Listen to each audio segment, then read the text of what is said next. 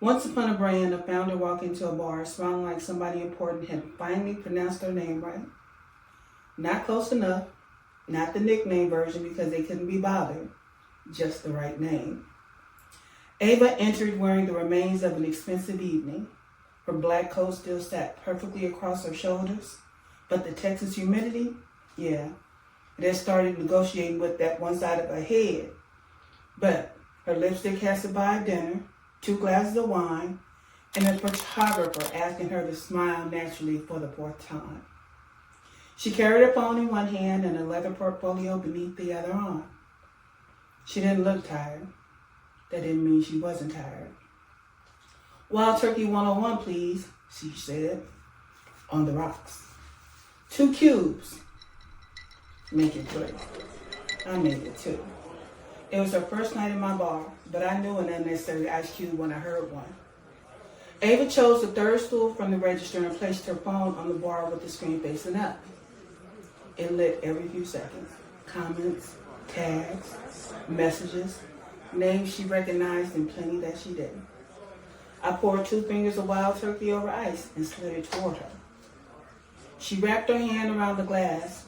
She didn't drink. You should have seen this place, she said. She wasn't talking to me yet. She was still talking to the room. This is Branding Under Pressure, where brand behavior shows up long before strategy gets a chance to show off. I'm the ghetto country grandmother, but you know you can call me Brandma.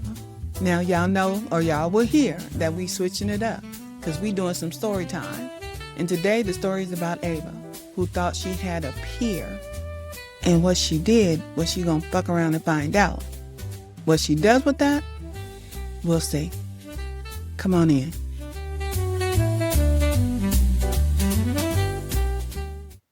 Dining room only seated 24 people, Ava said.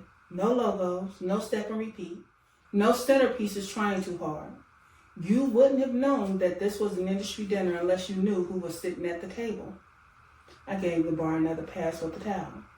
The menus were actually letterpressed, heavy paper, deckled edges, and there was no assigned seating. Sloane said assigned seating made grown folks, or grown people, that's my word, behave like middle schoolers. Ava just smiled. Sloane doesn't enter a room and start working it. She lets the room come to her. You can tell when somebody is accustomed to access. She doesn't have to perform importance.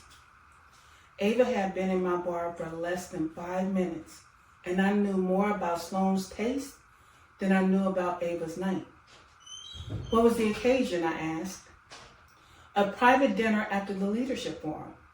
Sloane hosted it for a few speakers and some partners.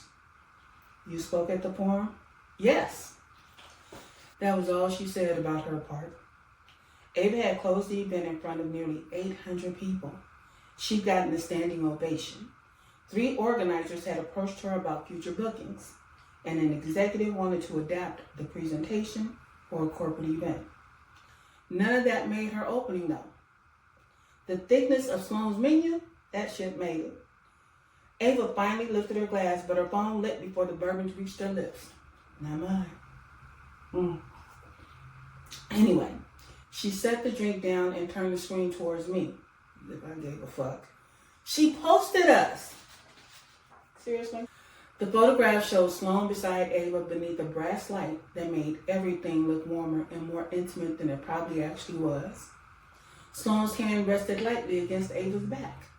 The caption said, "Some conversations confirm the future before the paperwork catches up." Sound like some hot shit, don't it? But still. We talked for almost 2 hours, Ava said. About authority, visibility, women building intellectual property without becoming content machines, the cost of having a point of view people want from you every damn day. That last part sat between us. Ava studied the picture again. She gets it. Most founders don't realize how much they reveal through those few words. She gets it. He understands me. They see what I'm doing. That shit will have a capable adult walking past the locked door with a handful of keys. Ava had been building unmuted leadership for 7 years. In the beginning, she wrote the curriculum, booked the rooms, answered every inquiry, and carried printed workbooks through the lobbies of hotels in heels that made her feet regret it. Okay? The business didn't look impressive enough for anybody to steal. It looked like work. Then the work started working. A workshop clip traveled farther than the event itself. A sentence became a quote card. The quote card became invitations. Her clients grew. Her team grew. The demand for Ava grew fastest of all. Clients didn't only want unmuted leadership. They wanted Ava to open the session, close the session, attend the dinner, record the welcome video, stay for photographs, and write the follow-up note because it would feel more personal coming from her. You got some shit? There's always a good reason when the role is slowly eating the person who created it. The business still worked. That was the fucking problem. When something stops making money, folks will help you bury that shit. When it's profitable, visible, and admired, nobody wants to hear that carrying it has become heavy. They tell you to delegate. They tell you to be grateful. They tell you this is what you asked for. Ava told herself that same fucking thing. I know visibility is the part of responsibility, she said to Nia earlier that week. Nia was Ava's operation director. She'd been there long enough to remember when their biggest operational concern was whether a folding table would fit in the back of Ava's car. Nia had asked whether Ava wanted to decline another panel invitation. Ava didn't want to do it. The panel wasn't paying enough. The audience overlapped with 3 previous events, and she could answer every fucking question while ordering lunch. Then the organizer told her, get this, y'all. Then the organizer told her they needed somebody with her particular voice. Yes. That phrase was an invoice nobody saw. Ava accepted. True things can still build a lie when you arrange them around the truth you don't want to touch. Come on now. It's that pure validation shit. It's all, well, I ain't gonna get into it because y'all know I go off. So let's get to it. Ava met Sloane after her closing session. Not in the ballroom or the line of attendees waiting for photographs. Sloane was slick.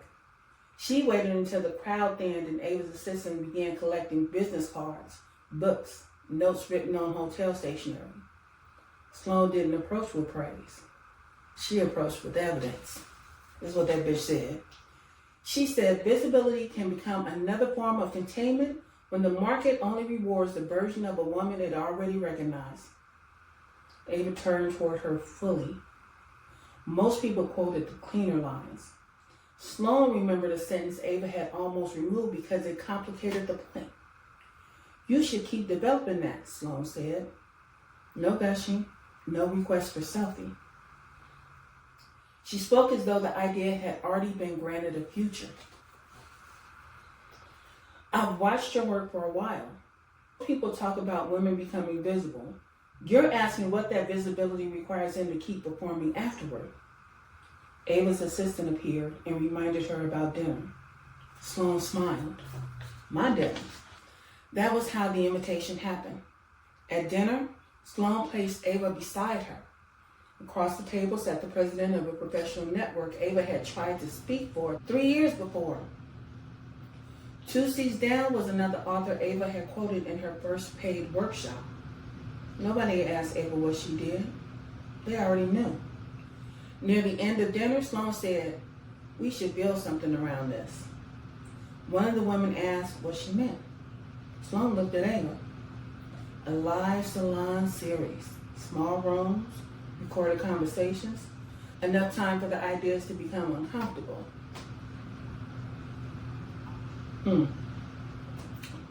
That will require an audience willing to sit still, Ava said. I have one. Sloane said that shit like it was confirming the venue had electricity. Come on. I don't want you as a guest. I want us to build as peers. Ava knew how to behave around opportunity. Too much enthusiasm made a woman look thirsty. Too little made her look unimpressed. She nodded once. I'd be open to a conversation.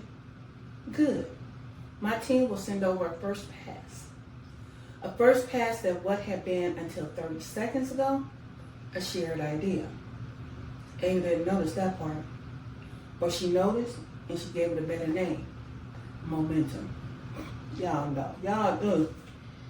3 days later, Ava received a 32-page deck. 32 pages, y'all.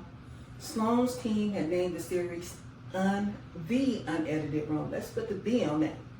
They selected 3 possible cities, defined the audience, established the visual direction, and created a sponsor package. That bitch done put in all the work. The first season included 6 conversations, private dinners, and subscriber-only after sessions. There was a page titled Ava and Sloane, the Intellectual Partnership. Ava read that page twice.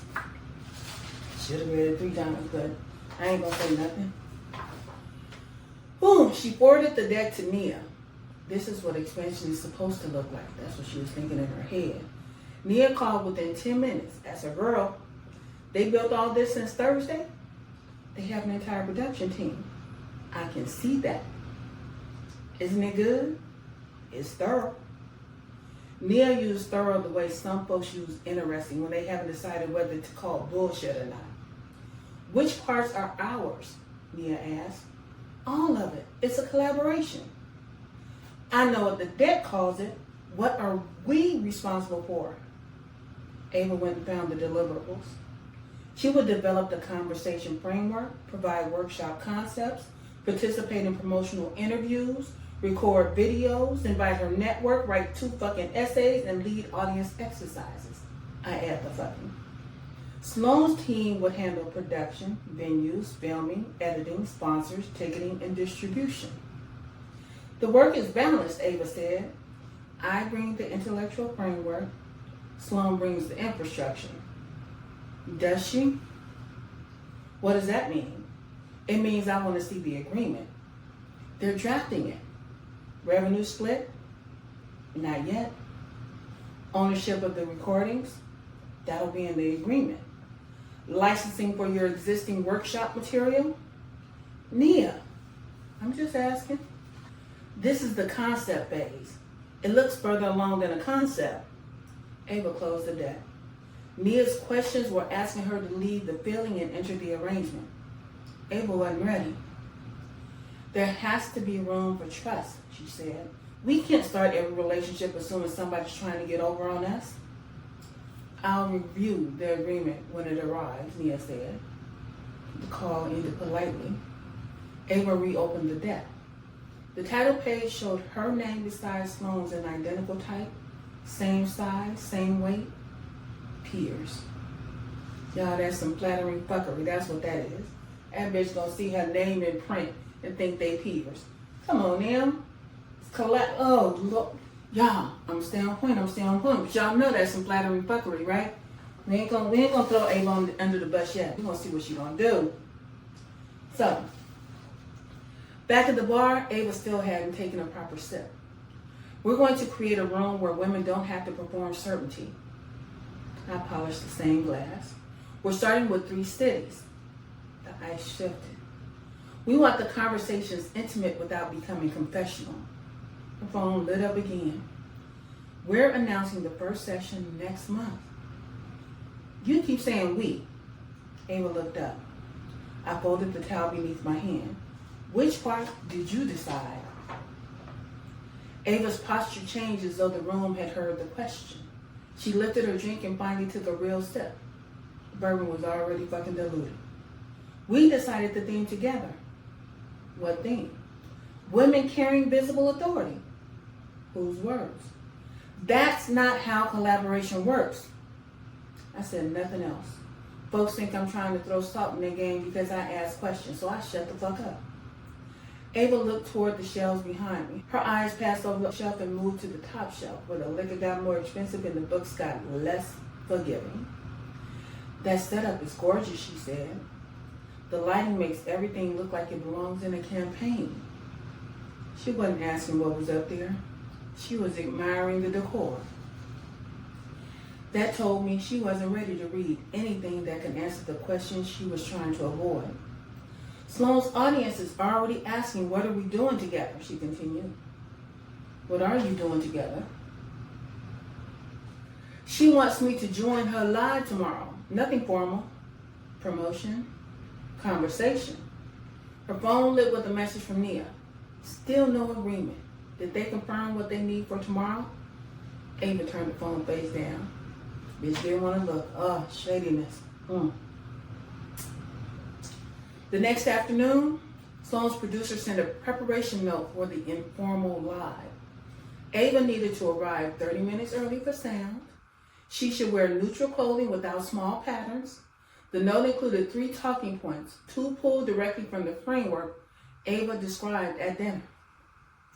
The producer asked for photographs from Ava's earlier workshops and a copy of her poem slide deck, only for reference. They wanted everything to feel cohesive. Ava removed 3 slides containing client examples, then she put them back.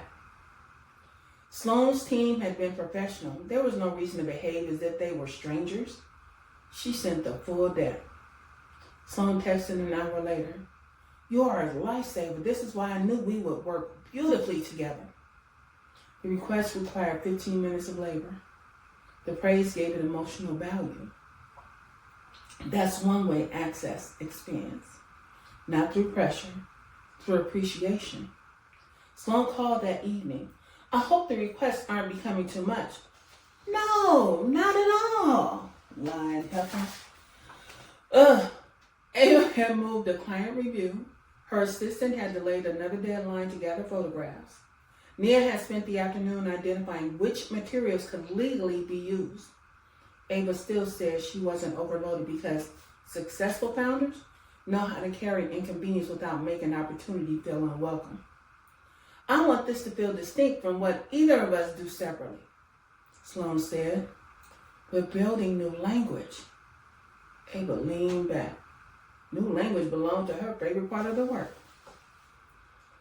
I keep thinking about what you said at dinner, Sloane said. Visibility becomes another form of containment. That idea is the emotional center. Hearing Sloane say it made the idea sound larger, more cultural, less like a line inside Ava's presentation and more like a conversation the market had been waiting to have. This is what Ava wanted. Her language-shaping room she had never entered. Her contribution recognized by someone with enough reach to prove it mattered. I think we can own this conversation, Sloane said. We. Ava didn't ask who would own the language. You know what? You give somebody your calendar, call it collaboration. Give them your audience, call that shit community. What the fuck? Give them unfinished thinking, and we call it alignment. I'm telling y'all, this is flattery fuckery that we get caught all up in, going off brand, going off script, going off boundaries, because some bitch made us feel good. Lord heaven forbid it was a man with a deep voice and some sexiness going on. But no. Chemistry doesn't care about intellectual property. Chemistry doesn't care about a whole lot of shit. But chemistry don't pay no fucking bills. But they were gonna learn today. She's gonna learn today. Alright, let's get back to the story. The live started at 7 in Sloane's studio because her producer said the lighting would feel more cohesive. Warm wood, cream chairs, art expensive enough to suggest taste and vague enough not to interrupt the conversation. Nothing admitted how much had gone into making the live look unproduced. For the first 20 minutes, it felt exactly like Ava hoped collaboration would feel. Sloane knew when to step in, when to pull back, and how to summarize without flattening Ava's ideas. The comments moved quickly. This is the conversation. Where has this language been? He's turned this into a series. Then Sloane shifted toward the camera. I keep coming back to something I've been thinking about. Visibility isn't freedom when the room only rewards the version of you it already recognizes. Ava's body registered the sentence before her face did. Her shoulders held. Her smile remained. The words were not exact, but they were close enough to share blood. We tell women to become visible as if being seen is automatically liberating. Sloane continued. But what happens when recognition becomes another role you have to maintain? The comments accelerated. That part. Visibility is not freedom. Woo! This is why I follow Sloane. Ava could have interrupted. She could have said, that's the idea I introduced at the forum. She didn't need to be aggressive. Just a small marker beside the source. Instead, Ava nodded. That's exactly it. By the time the live ended, Sloane's team had isolated the clip. The sentence appeared across a black and white photograph of Sloane. No Ava, no share frame. The caption started with, I've been sitting with this truth for a long time. Yeah. Ava watched the clip from her stool at the bar. It already had more engagement than her original forum post had received in 3 days. Shares climbed, saves climbed faster. A leadership newsletter reposted that shit. An event producer, Ava New, wrote, Sloane Vale is naming what visible women have been feeling. Ava's expression changed. Not enough for most people to catch. Enough for a bartender, though. Then she smiled. See, her audience is ready for this. I waited. The message is bigger than me. That sounded fucking generous because Ava needed it to. If the message was bigger than her, attribution looked petty. If the message was bigger than her, Sloane's reach became service. If the message was bigger than her, the discomfort in Ava's chest was only ego adjusted to impact. So she celebrated the reach. Yeah. That's what mature women do, she told herself. They don't become territorial. They don't compete. They recognize that ideas belong to movements. Funny how the movement always remembers the person with the larger platform. Bitch didn't come in with a ski mask and stole her shit. She stole it right in front of her face. It made her co-sign it, okay? She claimed ownership with no receipts. That's a cold-blooded piece of work right there. Yeah. But the other part is Ava knew that bitch crossed the line, and she did not check her. I know how I sound and how I come off, but my mama taught me to be respectful of people. Now, I'm still going to respect you, but you won't get up off my shit when I do. Excuse me. Didn't I say that in the forum today? Or am I missing something? Oh, that sounds just like what I said this morning in the forum. Yeah, check that bitch. Whatever. Let me get back to the story. Ava drank again and made a small face. The ice had diluted the bourbon past her preference. You want another? I asked. No, it's fine. The drink wasn't fine. It was easier to tolerate than replace. Her phone lit up. It was Nia. Call me when you leave. We need to discuss that clip before it travels further. Ava locked the screen. Another message arrived immediately. Sloane. Tonight was incredible. The response confirms we're on to something. Ava's face softened. 3 dots appeared. Send me the full workshop notes when you get home so my team can begin shaping the series. Anything you've taught around visibility, authority, and performance. Even the rough material, I want everything to feel cohesive. I read the message twice. The full workshop represented years of thinking, testing, client conversations, rejected language, and distinctions refined in rooms Sloane had never brought her ass into. It was also exactly what Ava claimed she wanted. Her contribution becoming part of a larger conversation. Appear with infrastructure she hadn't built. Ava looked at the top shelf again. That shelf show is pretty, she said. You gonna send it?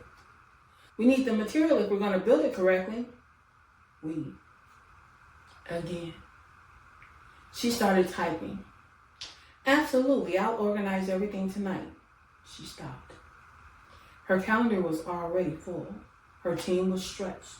The collaboration that was supposed to expand her reach hadn't removed a single responsibility. It had added interviews, essays, travel, new material, access to her network, access to her audience, access to the thinking that made her brand recognizable. Ava changed the message. Absolutely, I'll send the workshop notes tonight. Her thumb hovered above the arrow. She was still smiling, not as widely as when she entered, enough to maintain the meaning of the evening. Ava wasn't naive. She knew how business worked. She had contracts, a team, and a profitable company built from a workshop she once carried through hotel lobbies in the back of her car. She didn't lower her guard because she lacked experience. She lowered it because the recognition came from the right person. Crazy bitch. A random influencer repeating her ideas would have irritated her. A beginner requesting full workshop notes would have offended her. A prospect asking for access before signing a fucking agreement would have received a polite no. But Sloane represented the room Ava believed she had finally earned. So Ava gave the request a better interpretation. This wasn't extraction, it was expansion. This wasn't imitation, it was influence. This was not access moving too quickly. It was alignment moving at the speed of opportunity. That's how grown folks get caught in shit they would have recognized immediately if the invitation had been less flattering. They don't ignore the pattern, they rename it. Ava kept saying the message was bigger than her. Maybe it was. That didn't make her contribution smaller. She kept saying she didn't want to be territorial. Okay, that's fair. But refusing to claim territory doesn't stop somebody else from planting their flag in your shit. Sloane didn't create Ava's hunger to be recognized or the strain of carrying visible persona the market kept demanding. She simply arrived at the moment Ava wanted proof that all the visibility had finally earned her something besides more visibility. That's why Ava wanted the opportunity to be rest. Ava thumb is still hovering over that send button, y'all. It's like, you have to ask yourself, would yours still be hovering over the send button? You may have already handed over some notes, accepted an extra role, or called a, draining opportunity, an expansion opportunity, because recognition is a thing. We think it brings us value and status. But I want you to think about this. Before you agree to carry more, ask what the success you've built is now requiring you to perform. How about that? When the brand still works, but carrying it is no longer an option, that shit don't fit no more, how do you want to lead? Now, with my clients, I use what I call a founder brand fit forecast. Yes, it's a mouthful and I even fuck it up sometimes, but it's a thing. It gives you somewhere to examine the misfit instead of just explaining it away. You don't get to do that anymore. So examine. Y'all know I'm gonna leave you a link. Deuces.